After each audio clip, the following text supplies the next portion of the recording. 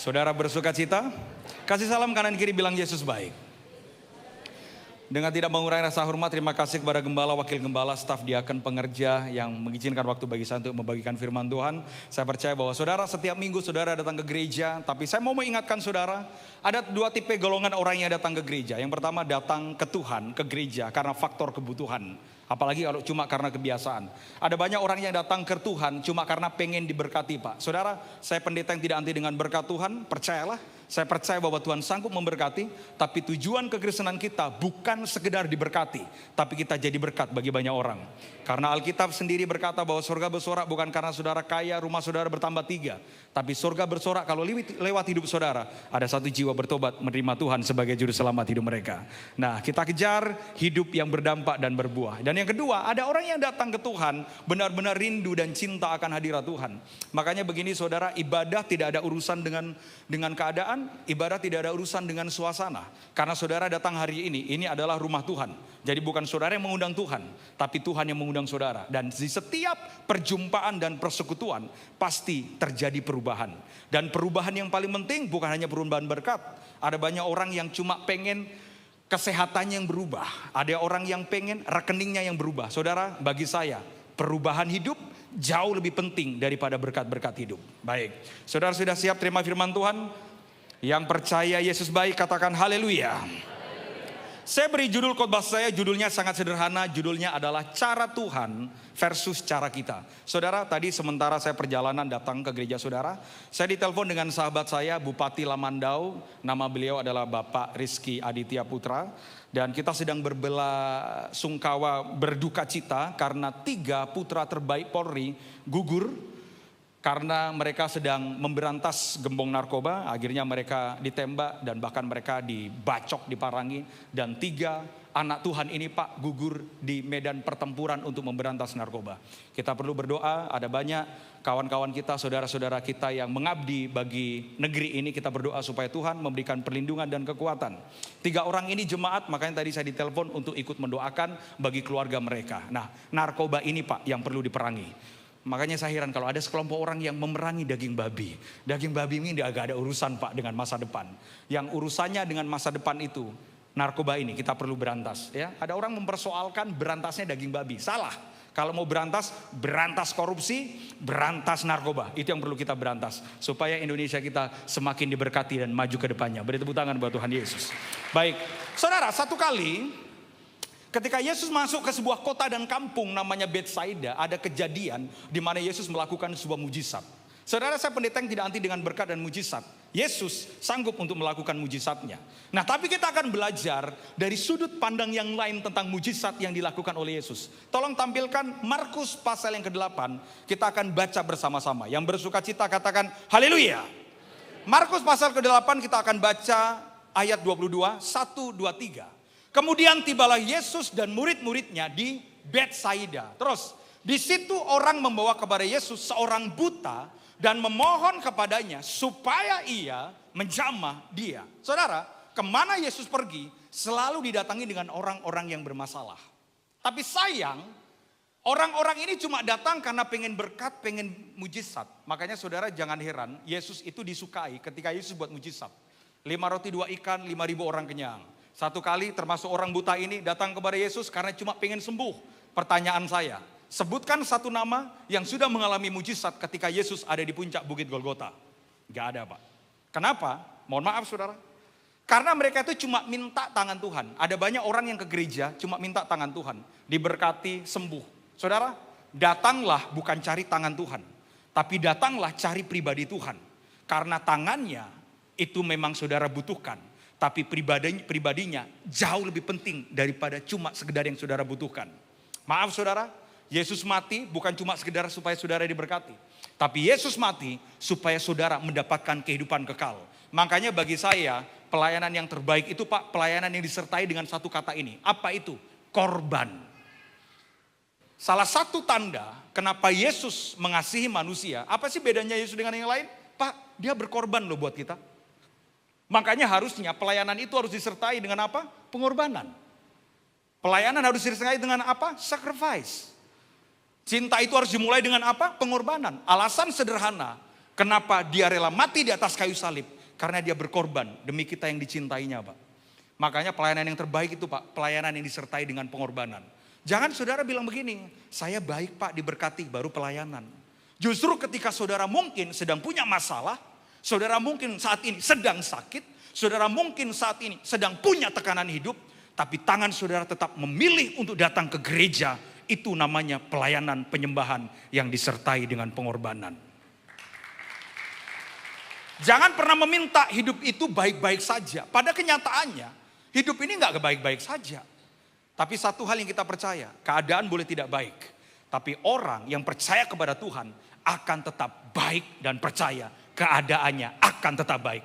Makanya kitab Nabi Habakuk, dia menubuatkan, sekalipun pohon ara tidak berbuah. Sekalipun pohon zaitun tidak ada bunganya. Tapi aku tetap beria-ria di hadapan Tuhan. Ini Kristen, Pak. Jangan Kristen begini, mau ke gereja pagi tiba-tiba hujan turun. Doanya apa? Dalam nama Yesus hujan berhenti gitu. Saudara, jangan suka nengking-nengking hujan model begitu. Tengking kesombongan dan keangkuhan hidup saudara yang terkadang mohon maaf karena hujan gak mau ke gereja. Makanya kalau saudara mau ke gereja, kalau hujan turun yang ditengking jangan hujannya. Justru iman itu begini, dalam nama Yesus sekalipun hujan turun, aku tetap datang untuk menyembah Tuhan. Itu keren, Pak. Itu iman yang keren. Makanya Tuhan itu mengibaratkan orang percaya bukan seperti burung gereja. Burung gereja mohon maaf jangan tersinggung. Nempel sana sini, Pak. Habis ini di pohon ini, habis itu di pohon sana. Dan burung gereja begitu badai datang dia sembunyi. Tapi tidak dengan Raja Wali. Anda bukan burung gereja. Tapi Anda adalah burung Raja Wali. Kalau badai datang, dia tidak akan pernah takut. Karena badai datang akan mendorong tubuhnya untuk dia terbang tinggi. Dan percayalah, saudara bukan burung gereja, tapi saudara adalah Raja Wali. Amin. Nah, orang ini, dia buta. Ketika Yesus masuk ke Betsaida, dibawalah orang buta ini. Jadi orang buta ini dituntun. Saya tidak hanya bicara tentang buta masalah fisik ya. Ada banyak orang sekarang yang buta secara rohani. Mohon maaf. Zaman sekarang itu ada banyak, Pak. Saya agak lucu ya. Di Instagram, di video Reels itu saya agak lucu, Pak. Jadi ada bapak-bapak naik motor jatuh kecelakaan. Bukannya ditolong, orang yang lihat malah videoin. Ya saudara-saudara, dia jatuh saudara-saudara. Luka lo saudara-saudara. Coba bayangkan. Makanya mohon maaf, rasa empati sekarang itu Pak agak berkurang. Jangan sampai dia jemaat Glow. Haleluya. Bayangkan, orang udah jatuh, perlu ditolong, malah divideoin. Ya saudara-saudara, bapak ini jatuh. Apa hubungannya Bambang? Lu tolong kek, malah sibuk divideoin, Pak. Coba. Makanya bagi saya zaman sekarang banyak orang yang buta dalam bermasyarakat. Tapi kalau urusan gereja, Pak, keren banget. Makanya kalau mau lihat orang Kristen, jangan lihat orang Kristen ketika angkat tangan ya. Lihat orang Kristen ketika kelihatan cara hidupnya, akan kelihatan siapa dia. Nah, orang ini dia buta. Tiba-tiba dia dibawa datang ke Yesus. Nah, pertanyaan saya, mintanya orang buta ini apa sih?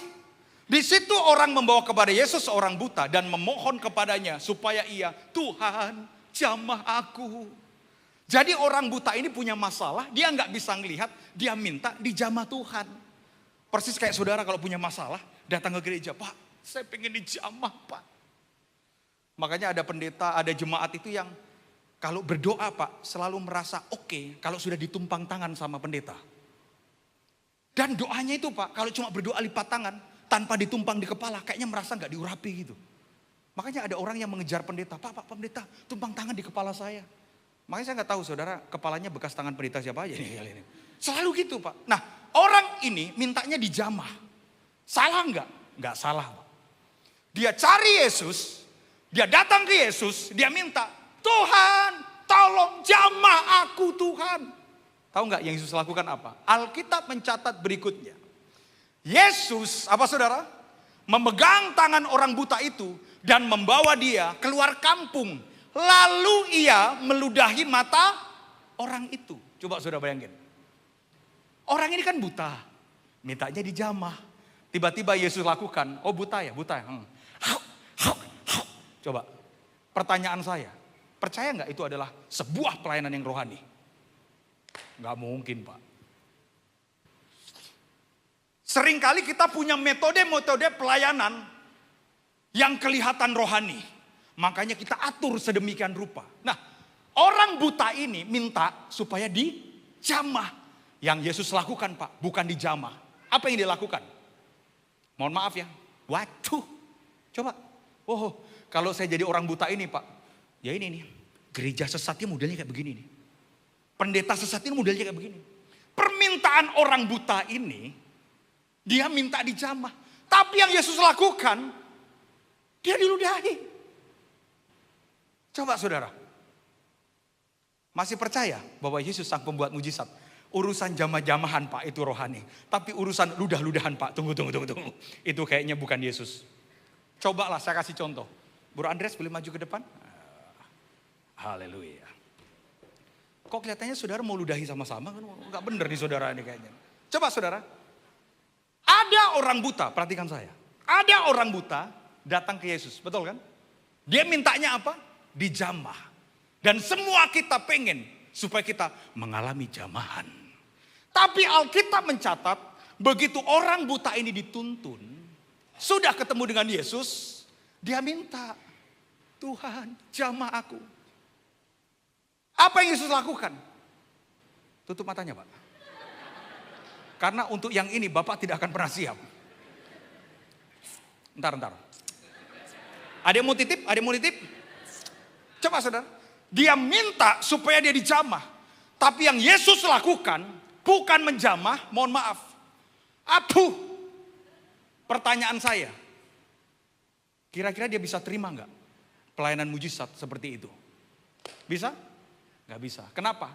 Karena cara yang dia minta berbeda dengan yang cara Yesus lakukan. Makanya begini saudara, salah satu tanda saudara menerima mujizat, jangan pernah berpikir Tuhan melakukan sesuai dengan yang saudara minta. Percayalah apa yang dia lakukan, sekalipun tidak masuk akal, pasti mendatangkan kebaikan. Cuma yang jadi masalah begini, makanya begini, seringkali apa yang kita minta, Pak, berbeda dengan apa yang Tuhan lakukan. Nah, dia ini sudah diludahin, hapuh. Saya berharapnya dia sembuh. Tapi Alkitab mencatat begini, tolong tampilkan file berikutnya. File berikutnya. Orang itu memandang ke depan. Pandang nih. Bapak pandang aja jemaatmu yang siapa tadi pengen ludahin juga nih, bahaya nih. Dia bilang gini, orang itu memandang ke depan lalu berkata, aku melihat orang sebab melihat mereka berjalan-jalan tetapi tampaknya seperti pohon-pohon. Pertanyaan saya, kalau orang buta ini sudah diludahin, harusnya akan sembuh kan? Tapi orang buta ini bilang begini, aku melihat orang tapi kayak pohon. Pertanyaan saya, udah sembuh? Hah? Belum kan? Udah pakai ludah gak sembuh lagi, Pak. Itu yang terjadi dengan mata orang buta ini. Tepuk tangan buat Tuhan Yesus. Terima kasih, brother. Bayangkan, mintanya dijamah, begitu diludahin, saya berharap orang buta ini sembuh. Tapi orang buta ini bilang begini, sudah lihat. Aku melihat orang, tapi kok kayak pohon. Jadi orang ini, Pak, belum sembuh, Pak.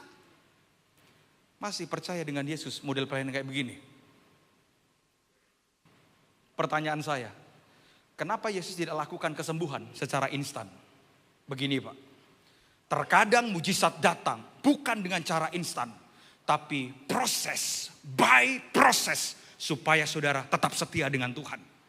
Maaf ya, kalau hari ini saudara datang ke gereja, Tuhan, usahaku hancur, ekonomi hancur, babak belur, masih sakit, tapi tetap saudara datang ke rumah Tuhan. Minggu depan, bagaimana Pak bisnis? Masih hancur, Pak, tapi tetap setia untuk ke gereja. Bagaimana Pak bisnis? Tambah hancur, Pak, tetap setia. Saudara, jangan pernah marah dan komplain kalau saudara ada di lembah kekelaman dan juga di padang gurun. Karena percayalah, sebentar lagi ada tanah perjanjian yang Tuhan siapkan buat hidup saudara. Nah, orang buta ini dia tidak langsung sembuh. Makanya biasanya mujizat itu tidak langsung instan, Pak. Mujizat yang Tuhan kerjakan itu biasanya proses by proses. Tapi banyak orang yang tidak suka dengan prosesnya, maunya instan. Mohon maaf saudara, sesuatu yang instan pasti bermasalah. You name it. Makanan yang instan, apapun itu. Selalu tidak sehat. Nah, di Alkitab, kitab Mazmur itu mengibaratkan bahwa orang percaya, orang benar itu akan bertumbuh seperti pohon korma. Ternyata saya belajar Pak, bagaimana cara pohon korma itu bisa bertumbuh. Begini, saudara lihat ke depan. Jadi pohon korma ketika dia mau ditanam, ketika benihnya itu ditanam, maka setelah benih itu ditanam, maka benih itu akan ditumpuk di atasnya, ditekan dan diletakkan batu Pak. Pertanyaan saya sederhana. Loh, bukankah para petani kalau mau nanam sesuatu pengennya langsung tumbuh? Oh iya Pak, itu kalau petani toge. Kalau petani pohon korma, dia tidak mementingkan pertumbuhan yang ke atas. Tapi petani pohon korma, dia lebih mementingkan pertumbuhan yang di bawah. Makanya ketika dia taruh benih korma, dia taruh batu Pak di atas persis di benih korma yang ditanam itu. Kenapa? Supaya benih korma tidak bertumbuh ke atas, ditekan supaya tumbuh ke bawah. Makanya seringkali Pak dalam hidup, Tuhan menyembunyikan kita di tempat-tempat yang tidak terlihat. Seperti ditekan, seperti dipress, under pressure. Supaya menguatkan iman saudara ke bawah. Saudara, jauh sebelum saya seperti ini, tanya sama istri saya. 5 tahun yang lalu, saya bersama dengan istri, kami itu jualan kopi Pak di Manado. Seperti yang saudara tahu, khotbah-khotbah saya selalu saya selingi dengan cerita kesaksian hidup saya dan istri saya. Karena bagi saya, kesaksian hidup kami adalah khotbah yang sebenarnya. Di Manado 5 tahun yang lalu Pak, kami jualan kopi. Jualan kopi itu Pak, di pinggir jalan. Terus, kita jualan itu Pak, pakai gerobakan persis kayak pedagang asongan. 5 tahun yang lalu. Gengsi? Enggak Pak. Karena bagi saya Pak, lebih gengsi minta-mintaan daripada kita kerja sekalipun dapat uang cuma sedikit.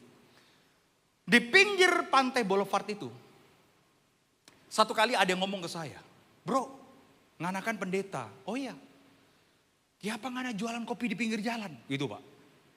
Yang ngomong itu orang Manado. Tapi bukan orang Manado di sini ya, orang Manado di sana tuh. Bayangkan, saudara, waktu itu kayak saya merasa begini. Jualan kopi satu hari itu Pak, paling dapatnya cuma 200.000. Itu pun baru omset, belum bersih. Saya ngalamin Pak, direndahkan orang.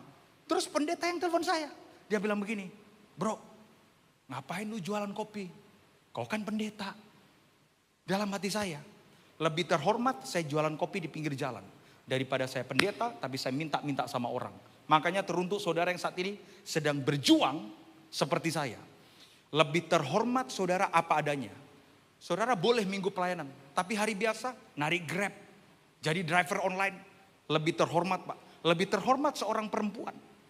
Jualan koran, cuci piring di rumah makan Padang. Daripada jadi simpenan. Sorry to say. Karena hidup ini Pak terhormat bukan karena saudara punya fasilitas. Tapi saudara terhormat ketika karakter Kristus dan integritas lahir dan hidup dalam diri saudara. Kalau saudara mahal, saudara tidak akan pernah jadi murahan. Saya ngalamin itu 5 tahun yang lalu. Ya makanya gak heran lah Pak. Kalau dulu omsetnya cuma 200.000 per hari. Ya sekarang kira-kira 1 bulan. Ya dapatlah kami 200 juta di atas gitu.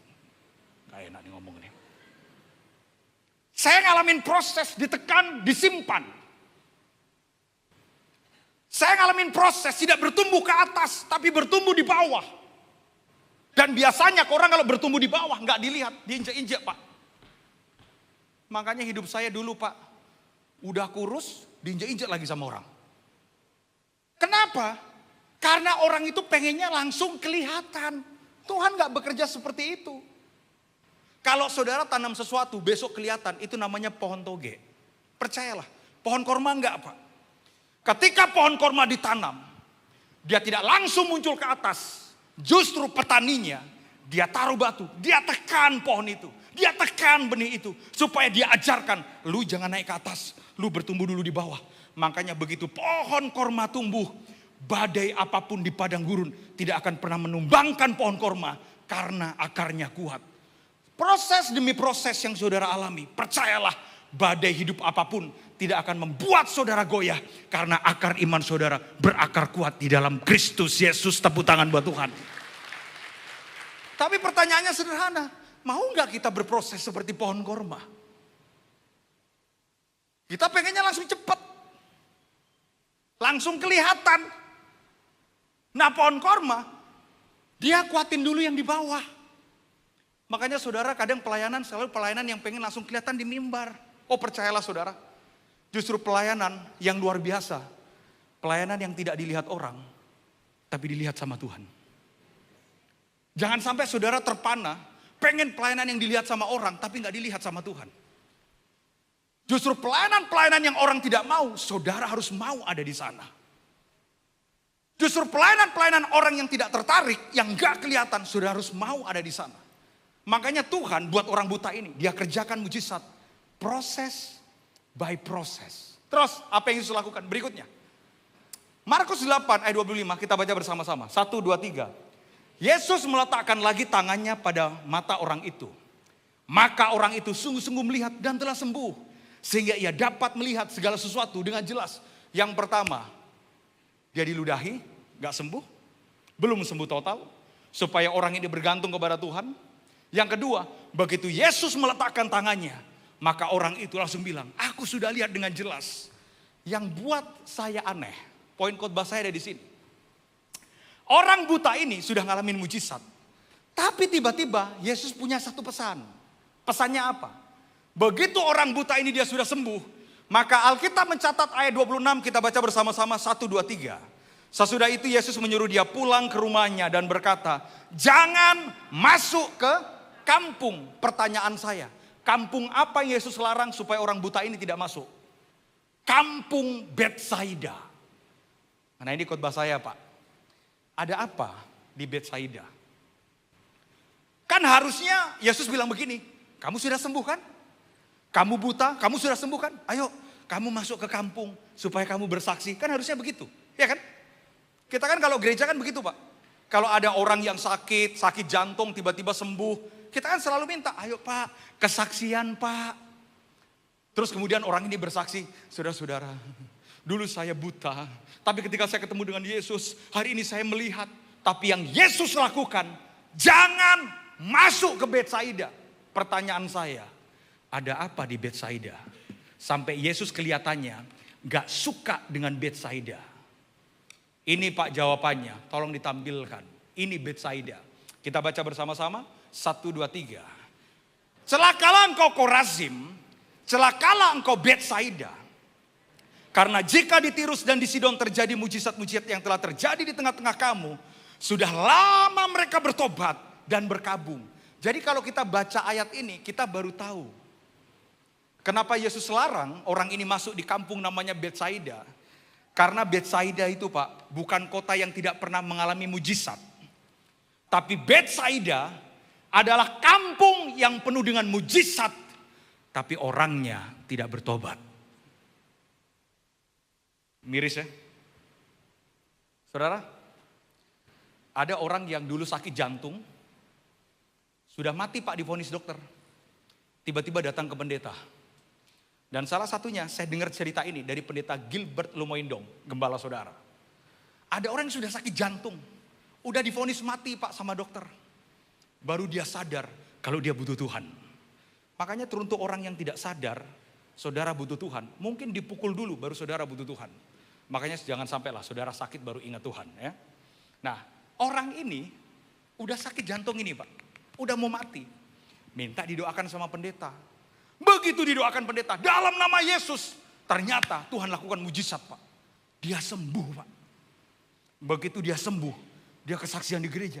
Saudara-saudara, dulu saya sakit jantung. Tapi karena mujizat Tuhan, karena didoakan oleh pendeta Gilbert Lumoindong, hari ini saudara, saya sembuh. Saya sudah pulih dan dokter nyatakan jantung saya sehat dan tidak bocor lagi. Orang dengar kesaksian ini, semua tepuk tangan Pak. Wah, Yesus dahsyat. Saudara mau tahu orang ini sekarang di mana? Udah mati Pak orangnya Pak. Tahu nggak kenapa? Dokter menemukan ternyata kematian terakhirnya dia, jantungnya bukan lagi bocor. Bocor owor-owor. Kenapa? Karena ternyata setelah dia terima mujizat, besok bangun pagi, dia hajar sate babi. Siang, dia hajar durian. Malam minumnya bir sama cap tikus. Coba tuh. Padahal sudah terima mujizat.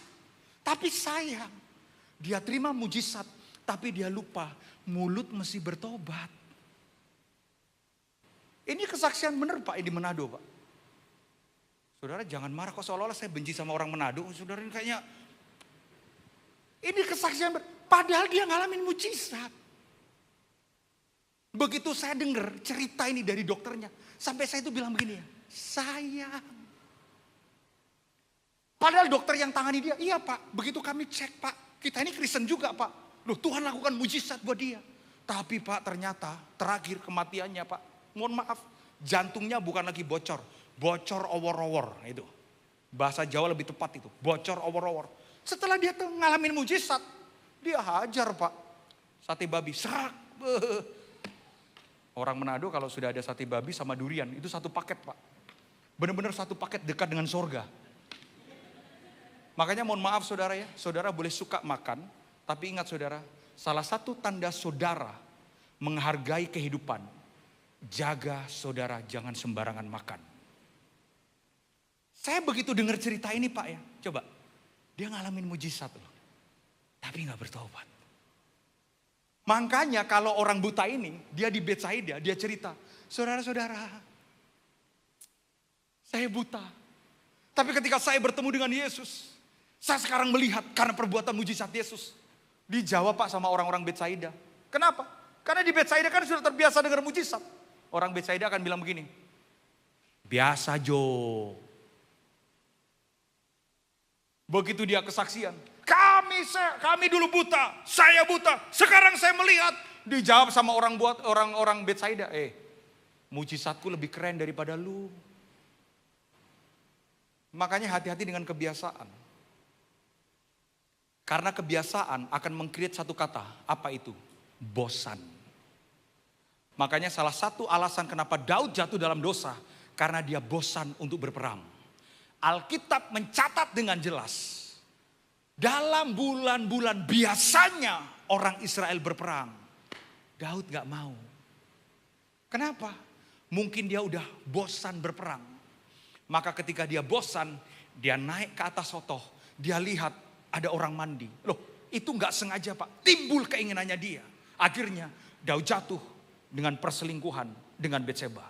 Mohon maaf saudara, jangan pernah bosan dan jangan karena kebiasaan. Orang kalau ke gereja karena kebiasaan, saya gak heran Pak kalau orang di gereja main handphone. Kalau orang di gereja tidur, bagi saya gak heran. Karena mungkin dia ke gereja karena faktor kebiasaan. Hari Minggu mesti ke gereja.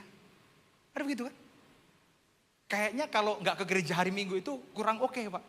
Makanya minggu itu bukan kebiasaan kita datang ke Tuhan. Tapi hari Minggu kita datang karena kita mau mengalami perjumpaan pribadi dengan Tuhan. Tepuk tangan buat Tuhan Yesus. Makanya Yesus bilang begini, gak perlu kamu masuk ke Betsaida. Loh kenapa? Dilarang Pak. Ngapain menjelaskan mujizat kepada orang yang sudah ngalamin mujizat tapi hidupnya tidak bertobat. Saudara, saya tidak anti dengan kata berkat. Tapi percayalah, ada hal yang jauh lebih penting daripada kata mujizat dan berkat. Apa itu? Bertobat. Mimbar-mimbar Pak lupa akan kekaguman akan Tuhan. Mimbar-mimbar tidak lagi bicara tentang pertobatan dan kekudusan. Mimbar-mimbar cuma bicara tentang diberkati Tuhan, sakit sembuh, percaya, hutang lunas, percaya, berkat yang terbaik. Orang lupa Pak dengan satu kata ini, bertobat. Hidup dalam kekudusan dan kebenaran. Telinga kita gak suka Pak. Dan mohon maaf, satu kali saya diundang di Samarinda. Di Samarinda itu saya diundang oleh pengusaha-pengusaha. Saya baru landing Pak. Tiba-tiba ketua dari persekutuan pengusaha-pengusaha itu bilang begini, Pak David, puji Tuhan loh Pak David. Pak David sudah mau datang di Samarinda. Oh ya puji Tuhan Pak. Pak David, kami adalah para pengusaha-pengusaha yang kami Pak sekarang sedang berjuang. Dan kami Pak memang sedang lelah dengan keadaan ekonomi. Dan kami Pak semuanya, kami butuh dihibur oleh firman Tuhan. Lu pikir gue stand up komedian? Sorry. Mereka minta supaya dihibur. Kayak saya merasa, lu panggil gue berarti gue stand up komedian dong. Begitu dikhotbahin sedikit, marah. Langsung ngomong apa? Gak usah undang pendeta David. Khotbahnya gak enak di telinga. Ya. Saya ceritakan satu kesaksian sebelum saya tutup, saudara. Setahun yang lalu, saya diundang doa, Pak. Di sebuah perusahaan. Begitu saya diundang doa di sebuah perusahaan. Dan saya sudah minta izin ke orang ini untuk saya bersaksi. Tanpa menyebut nama beliau. Saya diundang di sebuah perusahaan. Kumpullah doa, Pak. Berdoa ini kumpul berdoa. Wah, orang ini sangat diberkati Tuhan, Pak. Mobilnya itu mobil sportnya ada 2 atau 3 ya. Sangat diberkati Tuhan. Pengusaha yang sangat diberkati Tuhan. Begitu saya khotbah, worship leadernya datang ke saya. Ternyata worship leadernya itu, Pak, punya titipan untuk saya. Dia bilang begini, Pak David, perusahaan ini sangat diberkati Tuhan, Pak. Pak, beliau itu pernah, Pak, ada pendeta yang beliau undang. Siapa nama pendetanya? Nama pendetanya Ridwan Huta Barat. Saya pernah dengar? Pendeta Ridwan Huta Barat? Pernah datang sini? Namanya pendeta Ridwan Huta Barat. Tapi Pak, sekarang pendeta Ridwan tidak diundang lagi, Pak. Loh kenapa? Khotbahnya keras sekali, Pak. Terus, ya makanya kayaknya Bapak tidak suka. Makanya beliau tidak diundang lagi. Terus buat saya, berarti kita ini hamba Tuhan ini harus khotbah seperti apa? Harus khotbah seperti yang jemaat mau? Atau seperti yang Tuhan mau? Saya khotbah, Pak. Saya ngomong bicara tentang kekudusan dan kebenaran serta pertobatan. Nah selesai, wajah Bapak ini gak enak sama saya. Terus dia bilang begini, Pak David sudah berapa lama jadi hamba Tuhan? Lah saya ini kan baru, Pak, jadi hamba Tuhan. Ya saya bilang, izin, Pak, saya mungkin baru 12 tahun, Pak, jadi pendeta. Oh, masih baru gitu, Pak. Oh, Pak David baru 12 tahun jadi pendeta. Oh, siapa? Lagi makan itu. Saya pegang sendok garpu. Itu kalau saya gak bertobat, saya cocok juga sama garpu itu. Oh, baru 12 tahun gitu, Pak. Saya merasa, mohon maaf, saya agak direndahkan. Oh, siapa? Terus dia nanya, terus Pak David sekarang hidupnya bagaimana? Oh, itu kan agak private, Pak. Ya puji Tuhan, Pak, saya punya istri, punya 2 orang anak, dan kami sangat cukup diberkati. Oh, punya gereja, dapat persembahan tiap minggu. Coba bayangin, Pak. Terus saya jawab, saudara, jelek-jelek begini kan saya komisaris, jelek-jelek begini. Saya jawab, mohon maaf, Pak, kebetulan saya dengan istri kami punya ada usaha yang kami kerjakan. Oh, cukup buat makan. Siapa? Cukup, Pak. Puji Tuhan. Yang penting keluarga kami, Pak, saling menyayangi. Saya dengan istri dan anak-anak, kami hidup harmonis dan diberkati oleh Tuhan. Nah, kita tukeran nomor handphone, Pak. Begitu tukeran nomor handphone, saya bilang gini, Pak, saya izin pamit, Pak, ya. Saya duluan. Oh ya, Pak David. Pak, Bapak kan sangat diberkati Tuhan. Saya cuma pesan satu hal, Pak. Saya ngomong sama Bapak ini. Saya cuma pesan satu hal, Pak. Daud tidak pernah jatuh dalam dosa waktu dia masih miskin, Pak. Tapi waktu Daud sudah jadi raja, dia jatuh dalam dosa perzinahan.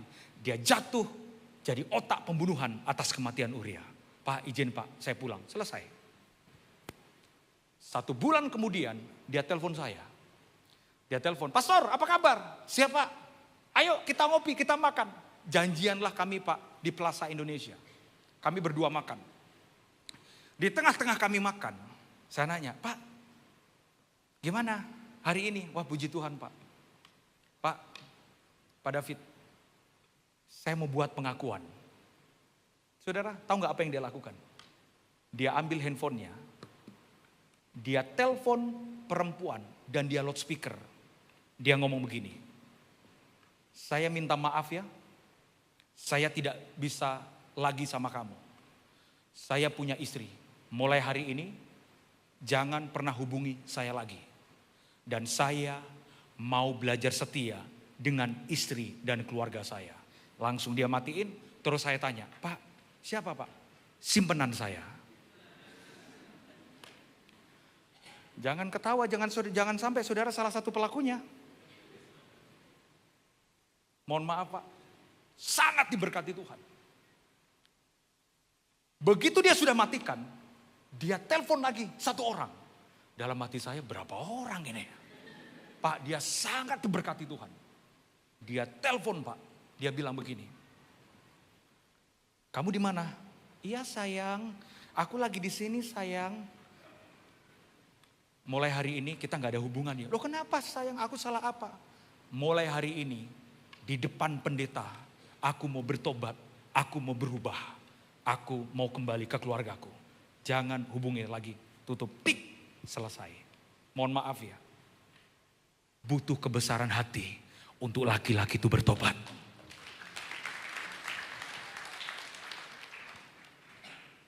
Sorry, apa gunanya Pak berkat kalau keluarga berantakan? Apa gunanya mobil-mobil sport kaya raya kalau keluarga berantakan? Saudara jangan anggap sepele dengan kejadian ini. Mungkin kita Pak, kita bisa melakukan hal yang sama ketika kita diberkati. Mohon maaf, Daud ketika dia diberkati, dia jatuh dalam dosa perzinahan. Dia jadi otak pembunuhan atas kematian Uria. Hal yang dia tidak pernah lakukan waktu miskin. Apa dosanya Daud waktu miskin? Setia Pak sama Tuhan. Waktu Daud masih miskin, dia tulis kitab Mazmur yang terkenal. Mazmur pasal 27 ayat keempat. Satu hal telah kuminta kepada Tuhan, itulah yang kuingini. Diam di rumah Tuhan, bos istrinya orang lo apain? Oh, lo apain istrinya orang? Waktu dia masih miskin, dia setia sama Tuhan. Makanya saya berdoa, saudara boleh diberkati. Tapi jangan sampai apa yang di tanganmu merubah apa yang ada di hatimu. Tetap Tuhan tidak berubah dengan berkat-berkatnya. Tepuk tangan buat Tuhan Yesus. Makanya Tuhan larang orang ini, kau ngapain ke Betsaida?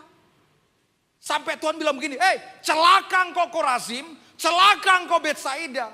Karena jika di Tirus dan di Sidon terjadi mujizat-mujizat yang telah terjadi di tengah-tengah kamu, sudah lama mereka bertobat.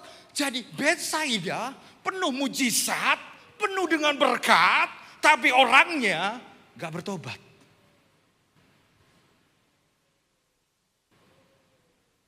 Teruntuk saudara mungkin, bukan yang laki-lakinya tadi, atau mungkin saudara sekarang, mohon maaf. Ada tipikal orang yang ke gereja, tapi di luar gereja dia jadi simpenannya orang. Saudara dengarkan saya, saudara adalah miliknya Tuhan, bukan miliknya orang. Percayalah saudara, ketika hidupmu kudus dan berkenan di hadapan Tuhan, pasti masa depan yang terbaik yang Tuhan akan berikan. Tepuk tangan buat Tuhan Yesus. Gak apa-apa Pak, kita biasa, asalkan kita terhormat. Makanya Betsaida Pak, gak ada di hati Tuhan. Padahal Betsaida, tempat di mana Petrus dan mertuanya ada di situ. Penuh dengan berkat, penuh dengan mujizat, tapi gak bertobat. Makanya pesan saya terakhir, tolong bukakan file terakhir. Yang bersuka cita, katakan haleluya. Kok kelihatannya saudara marah sama saya? Saudara percayalah, pertobatan jauh lebih penting daripada berkat Tuhan. Saudara, istrimu lebih suka engkau yang bertobat daripada diberkati Tuhan, tapi gak pernah di rumah, tapi dengan orang lain. Maka Alkitab mencatat begini saudara yang tadi, celakalah engkau Korazim, celakalah engkau Betsaida. Saya berdoa hari ini, mengalami mujizat, jangan sampai kita tidak bertobat. Tapi mengalami mujizat, hidup kita tetap bertobat dan memuliakan Tuhan. Tepuk tangan buat Tuhan Yesus. Saya undang saudara bangkit berdiri, kasih salam kanan kiri, katakan, mari kita sungguh-sungguh bertobat. Haleluya.